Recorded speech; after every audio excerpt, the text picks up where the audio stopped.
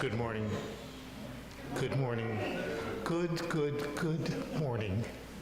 What a pleasure to be here.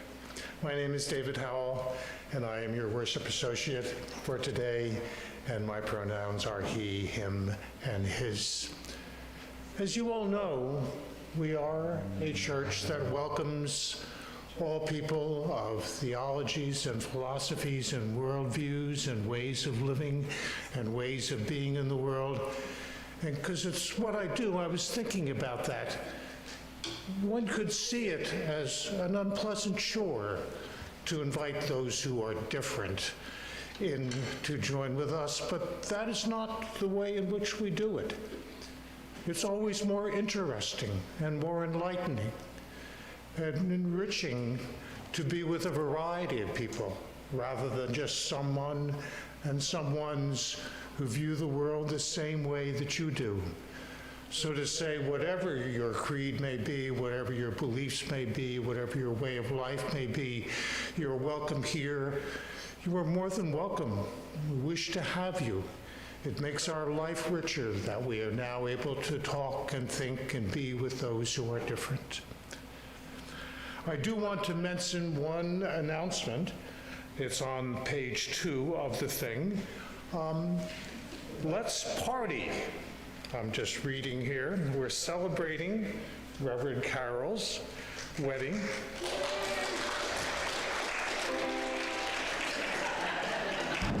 And her 10-year anniversary at Westside in one big party. Join us for a special local farm-centered potluck lunch and music on June 2nd after the service. Details in the newsletter. We are so privileged to have her. And as someone who just got very recently married to myself, I know what a joyous time it is. So are there any other announcements that anybody would like to make? I'll make a couple. I will do a couple. So good morning, everyone. Good to see you all. If I haven't introduced myself to you specifically yet, I am Reverend Carol Bodeau. I am privileged to serve here as minister, and my pronouns are she, her, and hers. Yes, the wedding is next weekend, so I won't be here with you all next weekend. So I would ask, though, that those of you who are praying people pray for some good weather for an outdoor wedding next weekend, please, because we're hoping for that. Today, we have so many things going on and so many sign-up sheets. So I'm going to run through a few of those really quick. Today is our congregational meeting. We will be voting on our budget. Spoiler alert, we have a surplus of money this coming year. You all need to give yourselves a big round of applause because we actually exceeded our intended canvas this year. So that is awesome. So the meeting, and you know, there's sign-up sheets in the back. The meeting will start at 12:30, so have coffee, have something to eat. If you're not sticking around for the meeting, there's plenty of time to hang out and chat with people, and then the meeting will start at 12:30. We have to set up the Zoom. Sign-up sheets for proxies and all sorts of things in the back.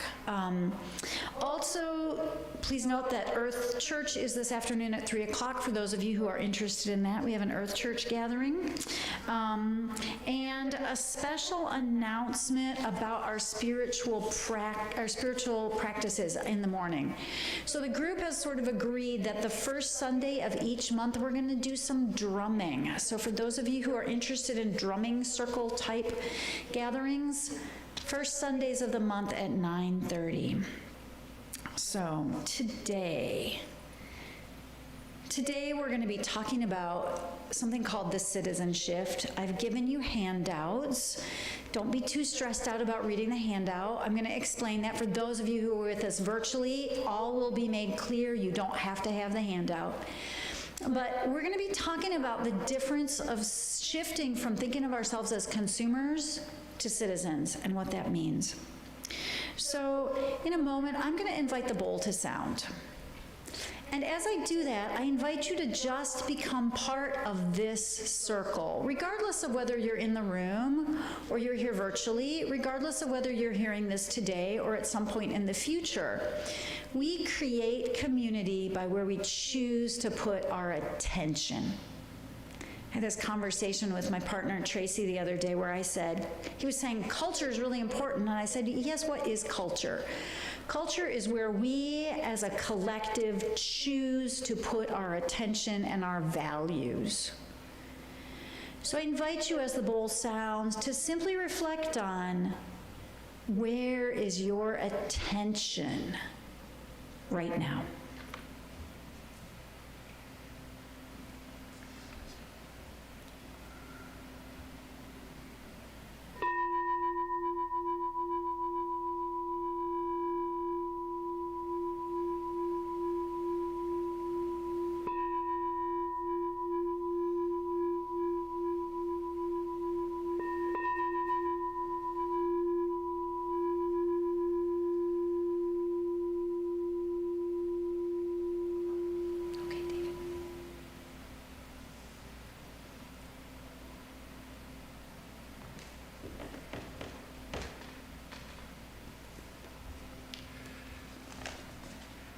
Reverend Carol will light the chalice, the central chalice, which is our primary symbol, and then the two on each side.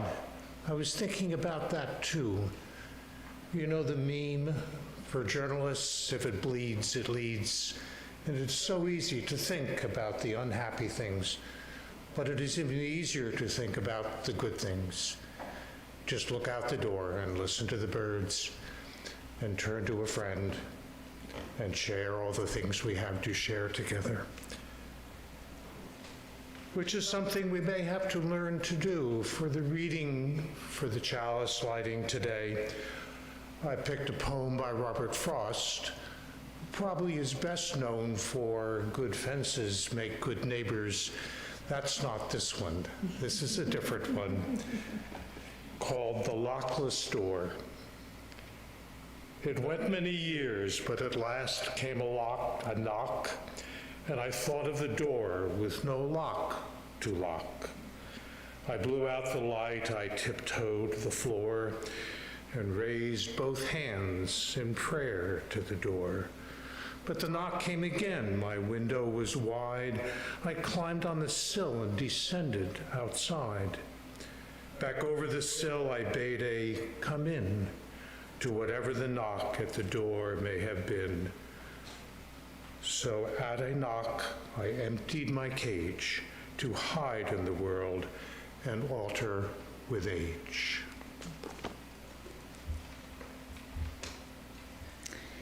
We are blessed right now in our community to have Jan and Pat joining us. So I just want us to take a minute and be grateful for the wonderful music, and many of the pieces that they are playing are compositions that Jan has written. So we're going to have an opportunity to listen to one more of their pieces right now.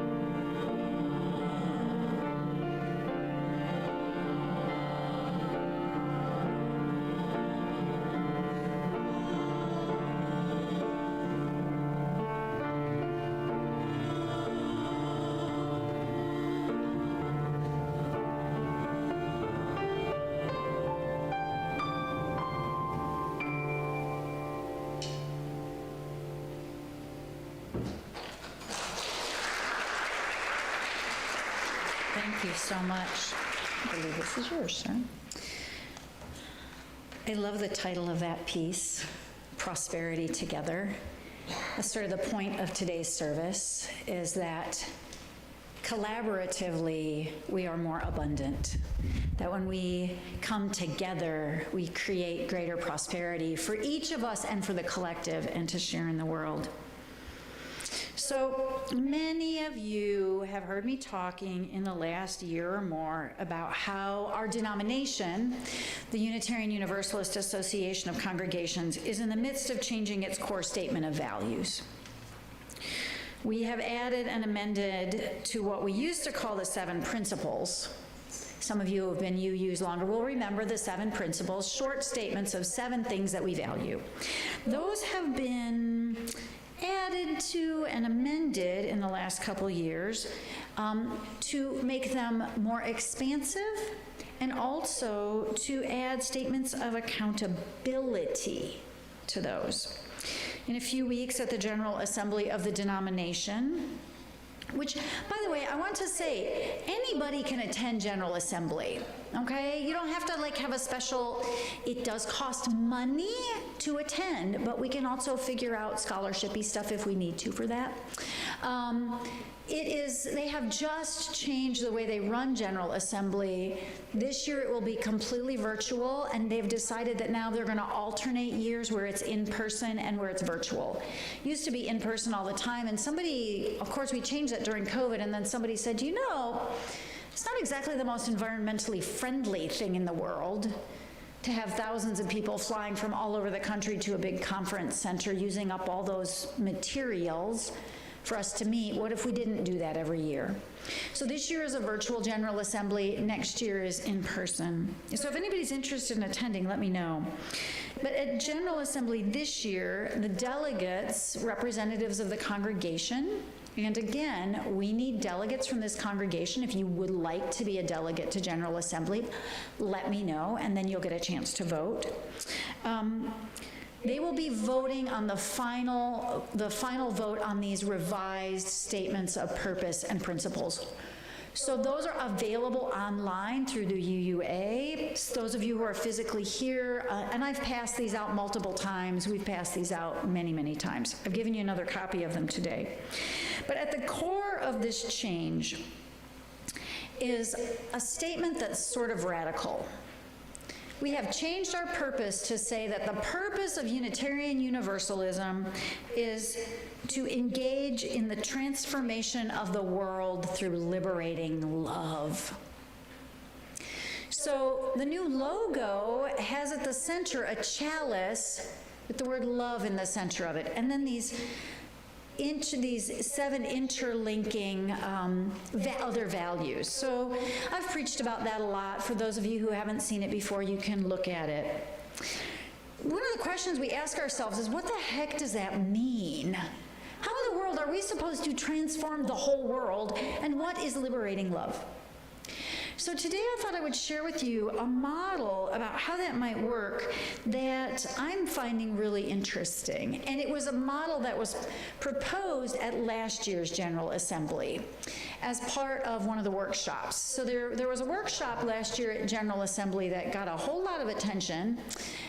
It was about deconstructing church, breaking down the ideas of how we do church and rethinking them. And one of the models that workshop introduced was something called the Citizenship. So the Citizenship is a report, it's a project, it's a way of proceeding that was created by an organization called the New Citizenship Project, which is based in London. And here's what they say about themselves. The New Citizenship Project is a social innovation lab established in 2014 to help catalyze the shift to a more participatory society. Founded by brand purpose experts John Alexander and Irene Ekish, the company works on strategic and creative projects with a variety of organizations to explore innovative ways to involve members actively in their organization's purpose. The New Citizenship Project has regular media presence on platforms like Sky News, Al Jazeera, BBC Radio, TEDx, and places like that. It is an organization that's run by young, innovative changemakers, and they propose that we start rethinking the way we understand our society. They're a group of leaders whose goal is to help companies and other organizations really think about ways to make our organizations collaborative. Now, one of the values of Unitarian Universalism is interdependence. We state that we are interdependent, and we recognize ourselves as interdependent. And so the way that this organization started in 2014, so this is pre-COVID, okay? In 2014, they put out this report. It was called the New Citizen, or the Citizenship Report, okay? And they based that report on some core premises and proposed some core changes for all of us. The report and the model of understanding the kinds of societal change we're currently experiencing rest upon a central concept that at any given time, there is a single dominant idea of the role of the individual in society. Now, obviously, y'all are in a Unitarian Universalist church. People come here specifically to buck the rules about the roles of the individual in society. We get that. But we do have dominant social norms, okay? And at the core, that core understanding that we have dominant social norms about how we understand ourselves in relationship to our society, they call a dominant identity construct. And they say that it really shapes our decision making. So I want you to imagine that it's the year 1327. And think about how different your understanding of yourself, your core construct of yourself as an individual in a society would have been in 1327, let's say in northern France, what we now think of as northern France. Your sense of your identity and your ability to act and your role and what kind of choices you had would be profoundly different. The authors of this report and the leaders of the citizenship movement talk about three kinds of dominant ways that our society over history has defined the role of the individual in relationship to society. So again, I've handed this out before. I'm going to go through these explanations for those of you who are in the room, and I'm apologizing to the virtual attendees. I simply forgot to send it to our administrator to get it up online for you all. Totally my bad. Wedding plans intervened. And I'm happy to send out the link for that after the service. But they posit that there are three really core roles that we as individuals tend to think of ourselves as. So if you happen to have the handout, flip to the last page. There's three columns there, and I'm going to describe it for all of you. They say that we can often think of ourselves as subjects, as consumers, or as citizens. And we're going to go through a quick review of how each of these different roles tend to present themselves in our societies and also in our bodies, in our lives, and in our choices. So each of these has sort of a set of characteristics that make sense. So we're going to begin with basic definitions, all right? The subject. Think about what a subject needs in order to function. I am a subject of the Lord, the lady, right?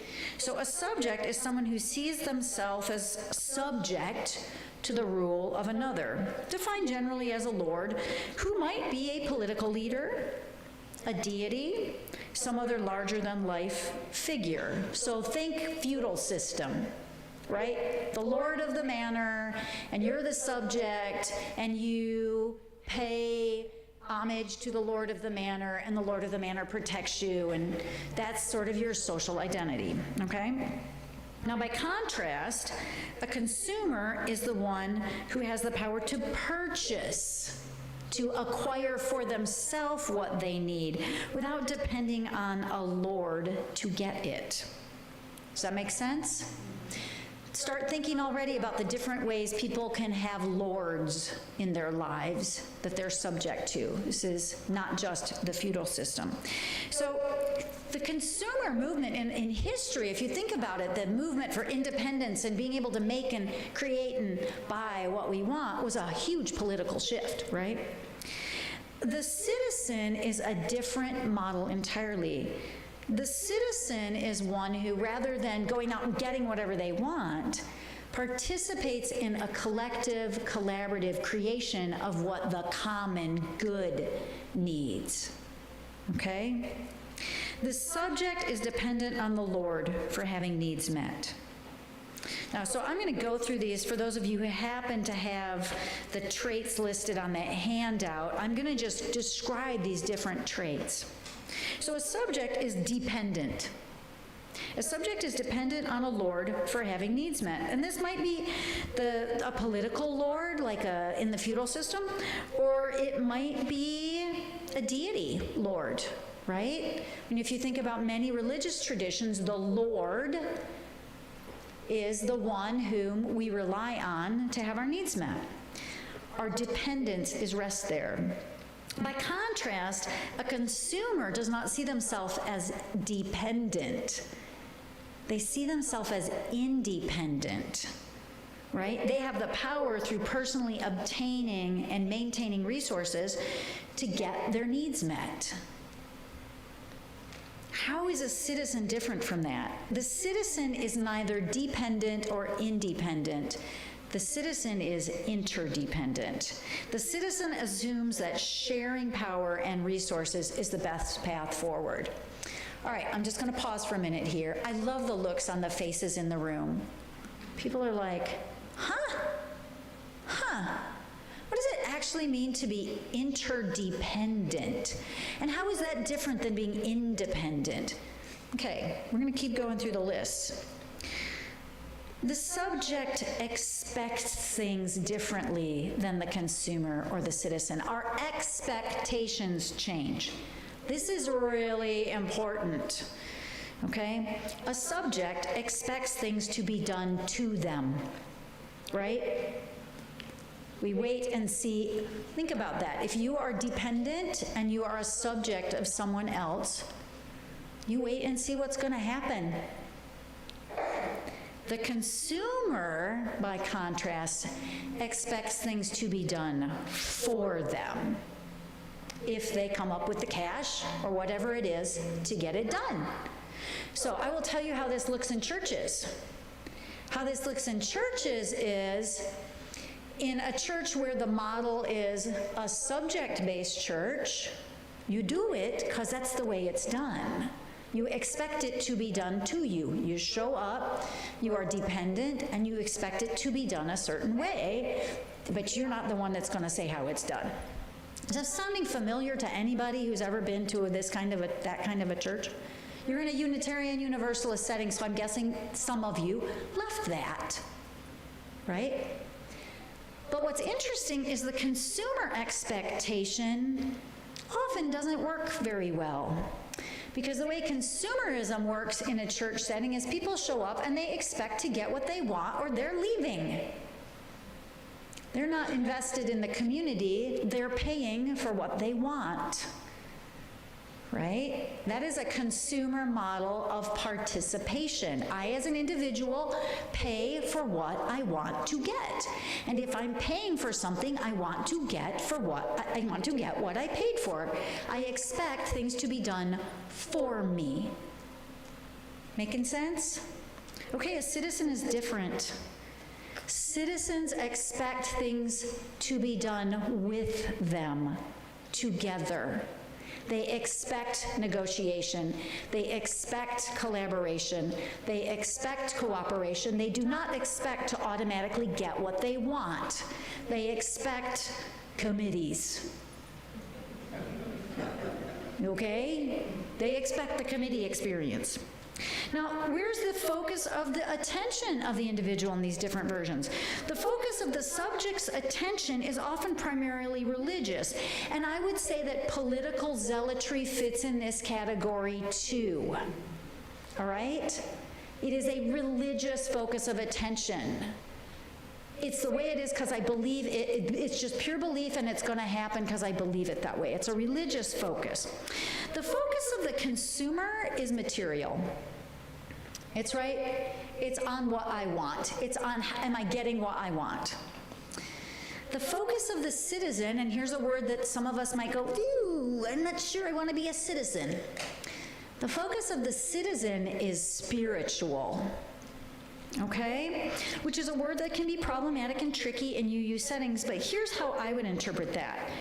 The focus of the citizen is ethics or values-based. Somewhat subjective and fuzzy. It's not quantitative. It's qualitative. Right? We are more concerned about the quality of our interactions than the actual production model. Okay? And what about motivation?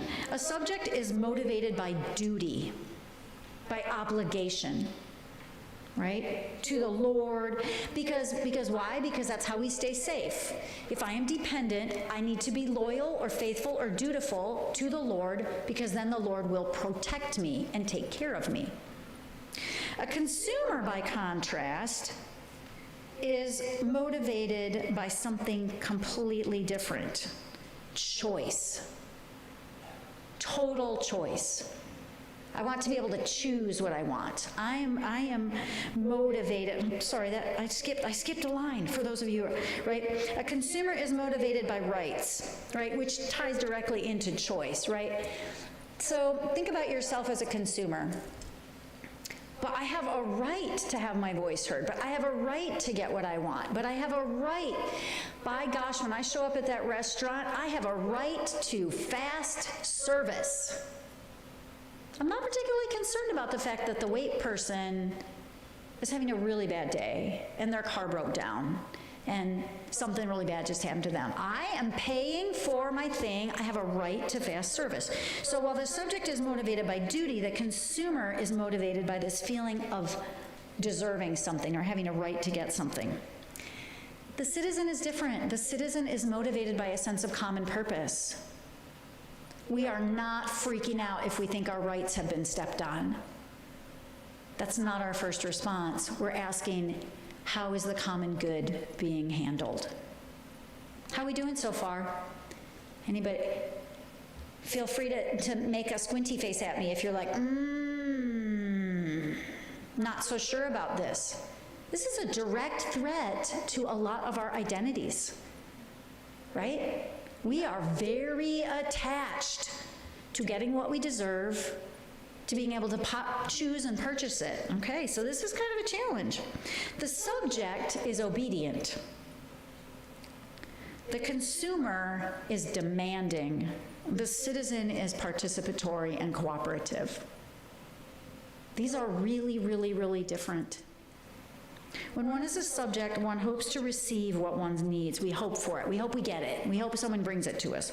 When we're a consumer, we expect to choose it. When we're a citizen, we intend to create and co-create together so that everybody's needs are met. All right, that's kind of challenging.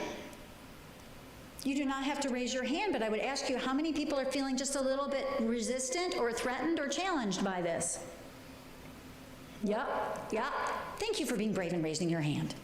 Because I know that there's a lot of people in the room who are like, I don't know. We've worked really hard to get our independence and our freedom of choice and to get what we want, right? We worked really hard for that. I'm not sure I want to give it up. So what do leaders look like in these different models? What's leadership look like? So the leader in a subject-lord society is a commander. They are in charge. They make commands. They make the rules. They say how things are going to be. It was so funny. I was at an event recently. I don't remember what it was. I was at an event recently where it was not a UU event, where I made some comment about, how things work in church. And the person looked at me, this other person looked at me and said, well, you're the minister. You should be able to say exactly what's going to happen in your church. And I just looked at them and I was like, you are clearly not a Unitarian Universalist. I was like, do you go to church? He was like, yeah, I'm Catholic. I was like, okay. In those models, the leader is the boss. They make commands, they make decisions, they say how things are going to be done. That's not what it's like in other models. In a consumer-based society, the leader's job is to meet the desires of the consumers. So what does that look like in a church or a community like this? That means I would never challenge you. That unless you specifically said, I am now going to make my pledge, please challenge me. Right? So in a consumer society, in a consumer model, the object of the leader is to make sure that you're happy. How many of you have ever worked in service industry jobs? The consumer is always right. That's a consumer-based society. But in a citizen society, the leader has a completely different job, and it's to facilitate group process, which I will acknowledge right now is way messier, way messier, okay? Now, interestingly enough, the New Citizen Project also correlates these changes to technological changes in our society.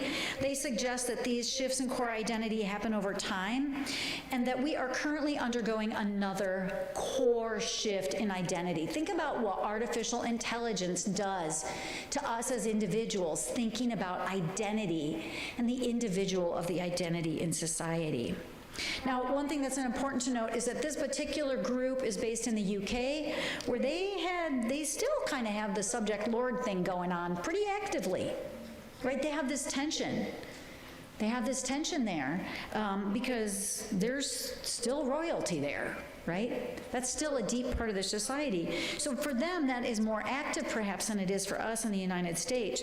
But they correlate the radio, I think this is fascinating, to the subject model, because remember in the UK, remember those radio shows that would come on at World War II and things like that, right? Where even in the US, the president or whoever would explain things and reassure people, and that's not what it looks like in our society right now, right? Think about that, though. The Lord would come on and offer messages of reassurance and comfort. The television is correlated with the consumer model. Now, why would that be so? Anybody want to take a stab at why the television would be associated with the consumer model? Holy moly, have we seen advertising, right? Everything is advertising. So the television has absolutely amped up the consumption model of our society. How many of you have ever had the experience of watching a television commercial and suddenly thinking you needed to be a different person the second the commercial was over? Right? Oh my gosh, I need to buy, I should get on that program. I need one of those. I'm not good enough without that thing. Absolutely, the television facilitates consumption. And they say that the internet facilitates a huge shift to a citizen-based society, because we have the ability, obviously these are super overgeneralizations, okay? But the internet does facilitate a kind of collaborative, cooperative, non-consumption version of creating societies, right? Think about the cultures that arise as groups of people from all over the world connect and collaborate using internet technology. It's an impressive shift, right? So their assumption is that because things have changed so fast, we're going through a massive change of identity in society, which no matter whether we like this particular model or not, I think it's really hard to argue against the idea that we're going through a massive societal shift. Massive societal shift. So I have some questions that I think it's really interesting to think about. Now, on their list, they suggest that the subject experiences the bureaucracy and the consumer experiences hierarchy. I would argue that that's you could switch those around like crazy, right? Bureaucracy and hierarchy seem to be everywhere in different forms. But certainly the idea that in the citizenship model, how we communicate is through platforms, that makes sense, right? How many of you have some kind of a subscription or follow somebody's, their blog, their platform, right? This is how, and for those of us who are older, we're like, oh, I'm not doing that. But I will tell you that for people who are younger, platforms are the way that people interact and communicate now. Through blog posts, through videos, Snapchat, all kinds of things, right? All these different platforms where that's how people are interacting and creating social networks. And decision making, the subject in this model makes decisions subjectively based on circumstances and power dynamics. Like right in this moment, am I safe enough to make this decision? How much trouble will I get in if I make this decision? Versus a consumer who's more object-oriented. It's more like a, what am I gonna get out of it? Like, is it worth it? Is it worth my investment? Am I gonna get enough out of it, right? The citizen is deliberative, participatory, collective in their decision-making. So, for example, we'll use the church version of it, right? In a church where you've got someone who's the boss, someone might be like, well, I'm not going to say that because it might make Carol mad. I can't get the minister mad at me. I love the laughy faces some of you are making, because you know how silly that sounds if you know me. Right? That's just silly, right? That doesn't make any sense. That is where you have a Lord and a subject relationship where fear motivates how you're going to make your decisions. In a consumer-based model, you might be asking, yeah, but I mean, I want to get what I want. Is it worth my investment? Am I going to get what I want? The citizen, the deliberative decision-making process, the collective deliberative decision-making process, back to the committees, right, involves a lot of listening, a lot of sharing, a lot of negotiating, a lot of back and forth. Anybody feel tired as I describe that? Have you been in a board meeting? That is work. That is a whole nother level of commitment. That's a commitment that says, I care enough about this organization and the people in this organization to be willing to listen, to hear, to not judge, to assume best intentions, to assume that the other people in the room also share this common commitment. This is vulnerable and kind of scary stuff, actually, because that's what interdependence looks like. We have said for years, we believe in the interdependent web of existence of which we are a part, right? But what does real interdependence mean? Interdependence is messy. It means you actually have to stop and listen and think. Not while you're thinking, here's how I'm gonna argue against that, but I'm really gonna listen and hear what somebody else is saying. Okay, so these are some just interesting ways of thinking about and seeing ourselves, right? Why does that matter? The assertion of the New Citizen folks is this: if we are in fact at a pivotal point in our society, which I'm gonna say I agree with, I think we're at a pivotal point in our society, I think we have some decisions to make. We have some decisions about where we're going to go as a society. And each individual and each small organization has an influence on the larger and larger and larger circles of which we are a part. The New Citizenship Project suggests that the choices between these three options are all being played out right now. We do not have to look far to find examples of all of these in our current society that is filled with incredible danger and incredible potential for all of us right now. Think about the ways that could play out in our collective global reality. They lay out in this report and in other places, they lay out 3 possible futures. And remember, of course, we're talking about a dominant culture here, and there have always been those, parentheses, Unitarian Universalists, who defied dominant norms.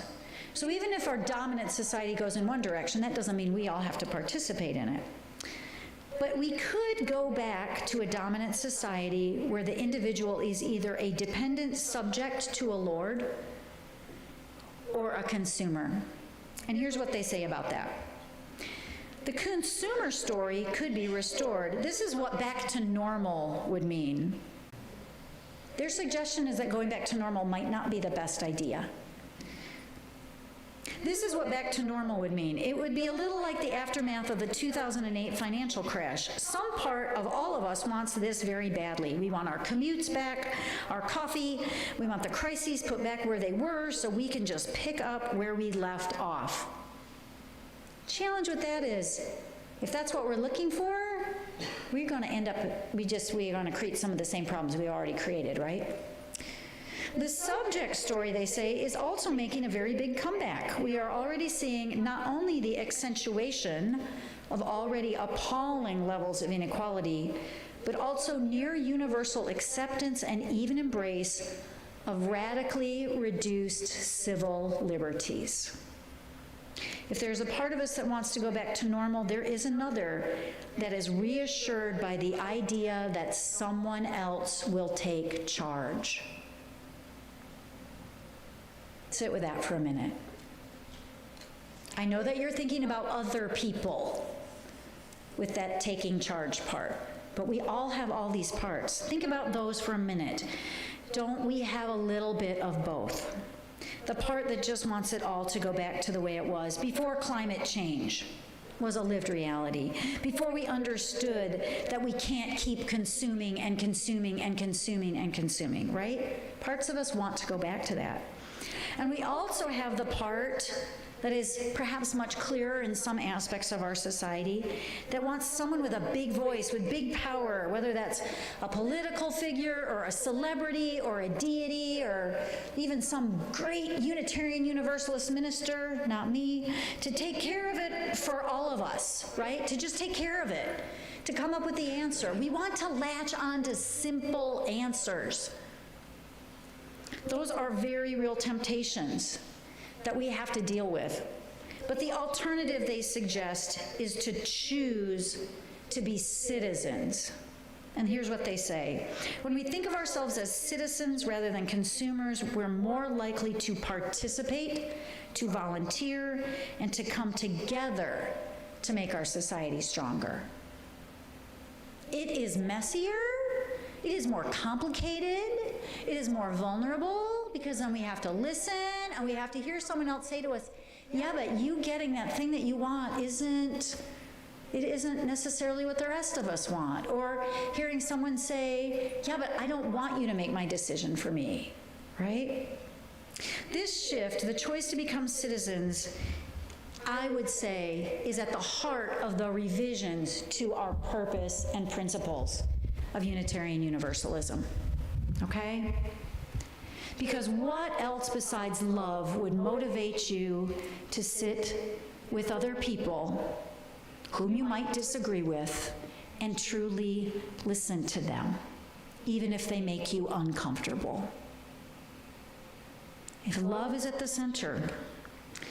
And the other thing that's at the center of these revisions is accountability. There are clear statements of what we're gonna hold ourselves accountable to do. If love is at the center, we are inherently in relationship with all those around us. It's not a competition. It's not a shortage that we gotta win our piece of. It's a collective where we have to work together.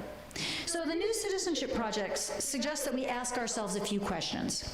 So here's some questions I'm going to invite you to reflect on. First, as individuals, can we recognize when we are being treated by outside agencies as subjects or consumers? It's really easy to recognize it when you're watching television. You're being treated as a consumer, right? But what about when you're being treated as a subject? Where are those situations?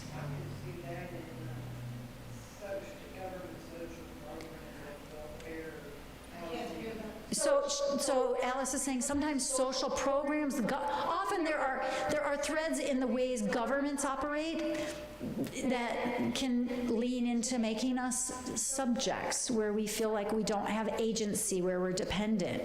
Yeah. What about marriages? And marriage is a juicy topic right now, right? Think about it in your personal relationships. How many of us in our personal relationships sometimes really want to be dependent and just let the other person take care of it all and not necessarily, right? Or sometimes we want to be the boss and we just be in charge, and we just want to be like, listen, this is how we're doing it this time because I want to do it this way. I don't actually care what you think. Right? We have ways that we act as subjects and lords and consumers. Now, what are the ways we could encourage one another to act and treat those around us as equal citizens with equal agency? This in the diversity, equity, and inclusion movements is really important because often when we want to be helpful, what we really want to be is lords. We're like, I know what's good for you. I'll fix that for you because then I feel better. That's really making someone else the subject of our decision making, putting us in charge. So we got to look at that. How about as members of communities, families, churches, schools, neighborhoods? One of the core ways that we can really participate as citizens is to connect deeply to the places we already are. How many of us want to go somewhere else to be citizens with other people that are already like us? Like, I'll just join that group because they're more like me already. It'll be easier. So one of the ways we can become more directly acting as citizens is look at where we already are and contribute in sustainable ways to the communities we're in instead of expecting them to make things easier for us. Can we see how power is being shared in our groups? And can we commit to shared purposes, participating in ways that are covenantal rather than transactional? That's an important word, transactional. So a few weeks ago, I'm going to give you some lived examples from this community of how you're already doing this. A few weeks ago, I gave y'all some money in our reverse offering service. And I want to share some of the ways you embrace that challenge to act as citizens of Westside, collaborating to share power and resources toward the common good. Now, many of you chose a choice of returning the money back to the church for the minister's discretionary fund, which is used to support financial needs of individuals in our congregation and in the larger community. And many of you actually matched that. So if I gave you $20, if you had $20 in your envelope, you added 20 more, and you just gave it back to the church, which is a good strategy in that it allows us to collectively pool our resources. So that is collaborative to a certain level, which is great. Others of you donated directly to an outside agency. It's not always bad to be a little bit of a consumer. That's kind of a consumer way of doing things. That's not all bad. But there is a story that I want to tell you. Some of you are about to get called out as heroes in just a moment here. I want to tell you a story that really takes the citizen model to another level. So, Judith Feiner and Mark Pankow and Charles Smith and Carrie Keeling took this to the next level. They reached out, they got together, first they got together with each other, and they said, what can we do if we collaborate? What could we do? And they were curious, and they reached out to Knox Pride to see how they could help that organization, right? And Charles and Judith actually met with John Camp Monday, leader of Knox Pride. They actually went into the community and met with someone to say, let us listen to you. What do you need? Following that meeting, they decided to sponsor a Food for a Life skills class being held at the center. And then, upon learning that Knox Pride wants to keep a food pantry stocked, they reached out to me and Elizabeth Corbett, our membership coordinator, to suggest that be a congregational project. Do you see how this works?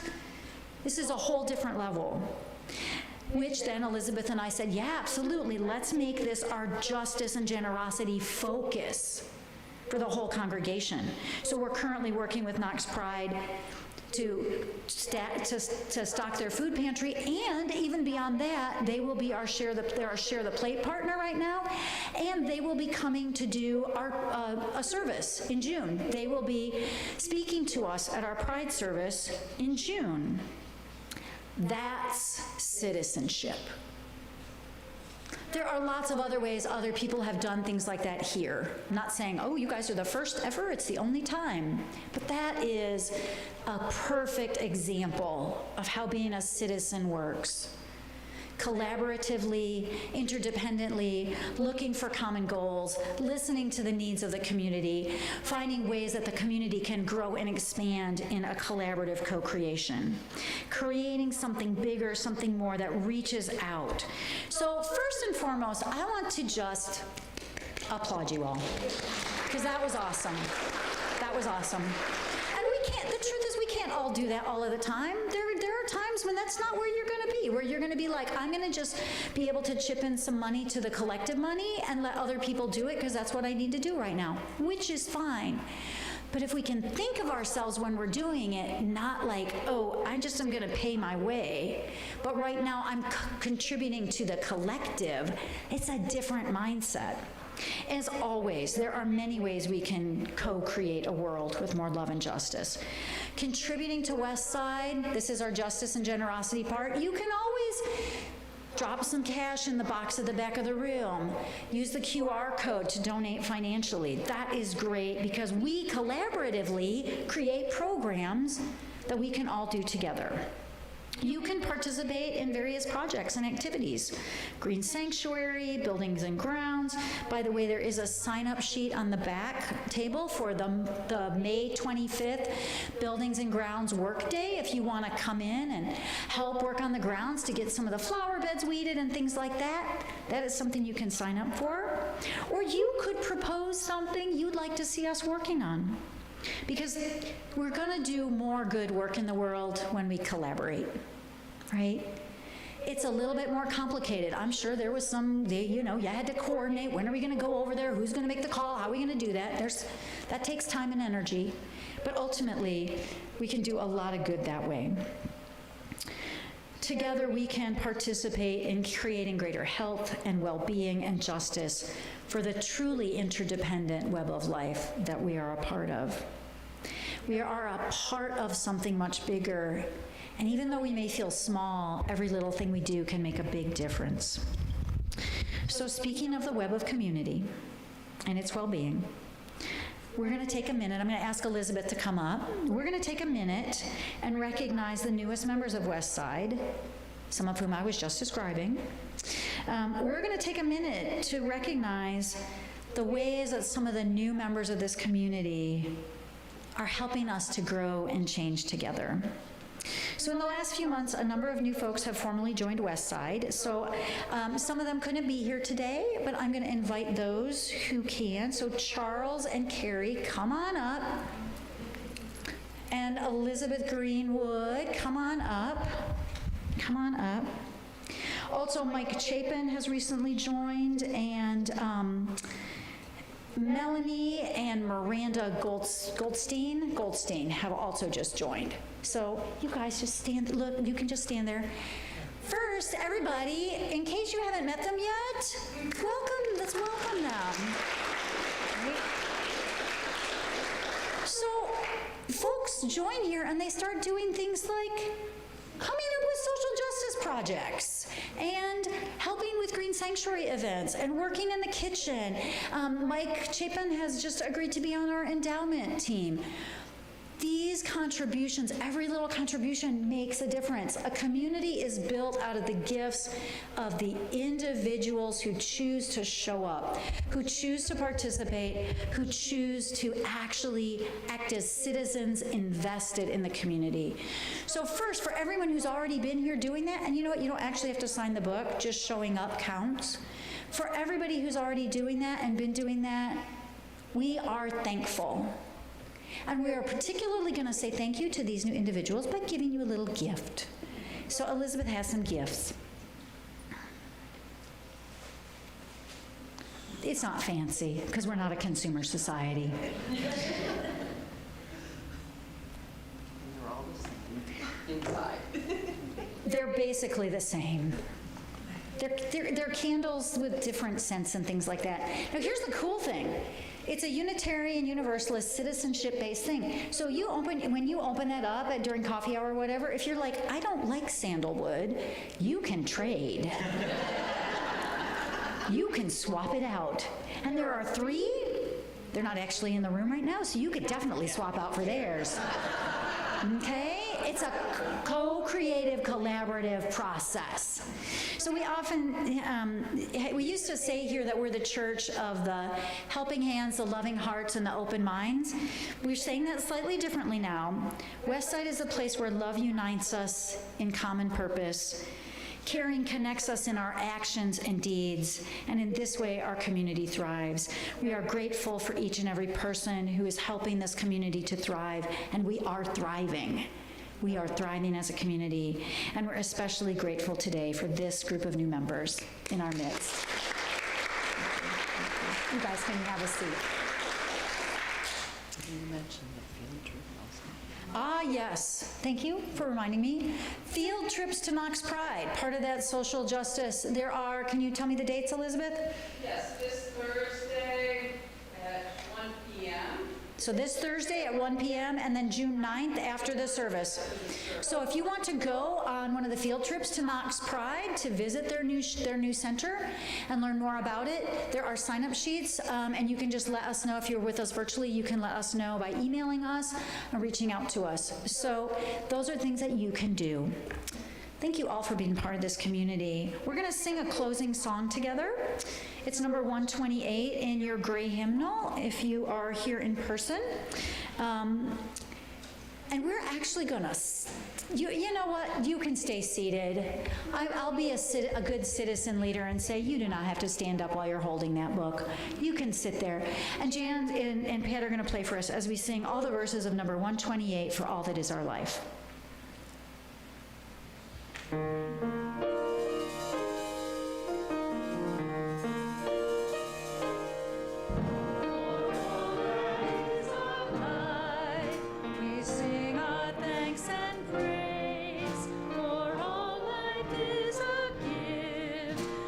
We are called to use to build the common good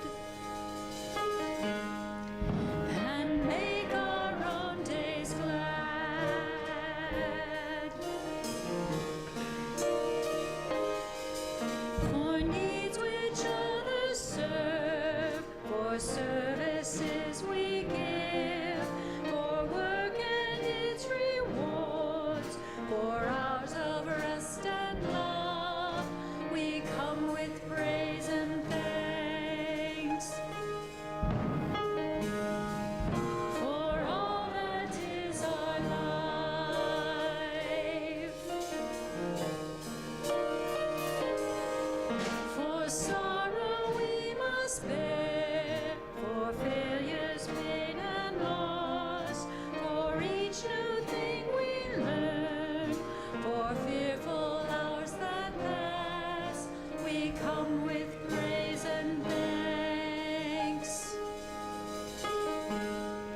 For all that is our life,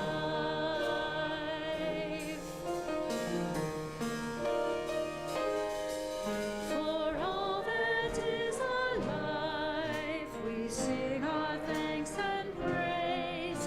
For all life is a gift which we are called to use to build the common good and make our own days glad.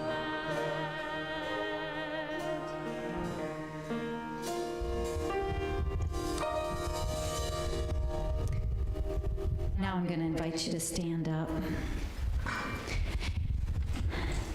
You can be be a citizen by choosing to hold hands or choosing to not hold hands. You can hold your own hands, you can put your hands in your pocket. You do not have to hold hands. You can choose what works best for you. Gratitude is at the core of being able to function as a citizen. You see, when we're in fear and lack, it's really hard to be a good citizen. But when we're appreciative, when we can give thanks for all the things that are with us in our days, it feels just a little bit easier to share. We feel just a little bit more abundant. All of life every day is a gift. That you are here, that you have breath in your body, means that you have possibility and that your contribution is valuable. So let us give thanks for the gifts of our own life, for the community that holds us, and for the possibility of transforming the world through our liberating love. Go in peace, go in passion. May it be so.